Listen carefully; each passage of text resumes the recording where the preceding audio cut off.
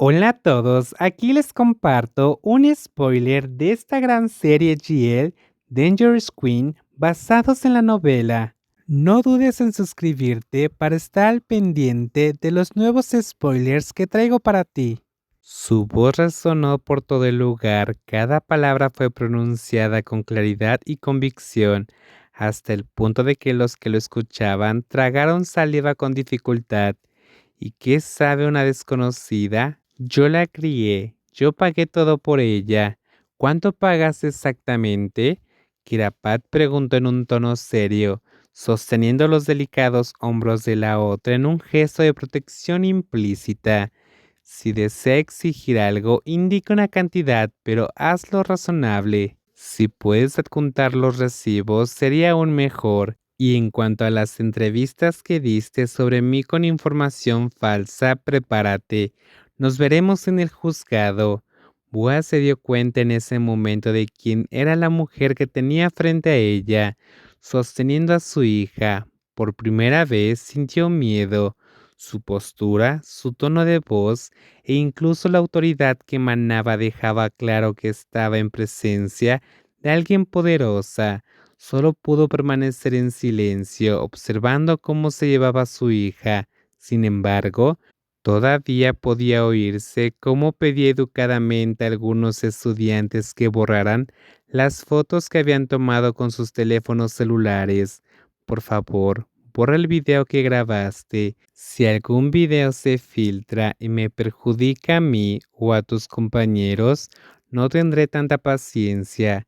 Kirapat sabía que no podía simplemente ser amable, a veces tenía que imponer respeto. La joven permaneció en silencio, dejando que Kirapat se encargara de todos los primeros auxilios, sin decir palabra. Bajó tanto la cabeza que su barbilla le tocó el pecho. Vamos a mi casa a curarme mejor la herida. Necesito volver hoy. La voz de Kirapat era más suave que antes. Sí. Ahora la niña obedeció sin dudar. Su miedo inicial se había convertido en frustración. Estaba cansada de que su madre controlara su vida, como si pudiera dictarle todos sus movimientos solo por haberla parido. Mientras el coche seguía avanzando, rompió el silencio acariciándose la marca roja que le había dejado un pellizco en el brazo. Intentó encontrar la manera de acabar con esos interminables problemas de una vez por todas. ¿Qué necesito hacer? ¿Qué?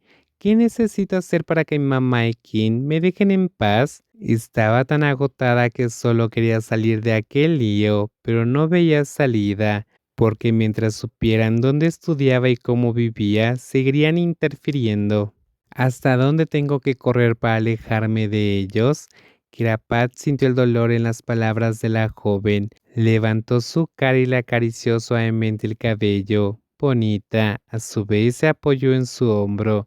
Su cuerpo temblaba, así que Kirapat la abrazó con fuerza. En ese momento Bonita parecía tan frágil como una muñeca de porcelana. Quédate conmigo, no tienes que ir a ningún lado. No sabes que, como eres mía, no tienes que inclinar la cabeza ante nadie, y tampoco tienes que huir de nadie. No lo sabía. Ahora ya lo sabes.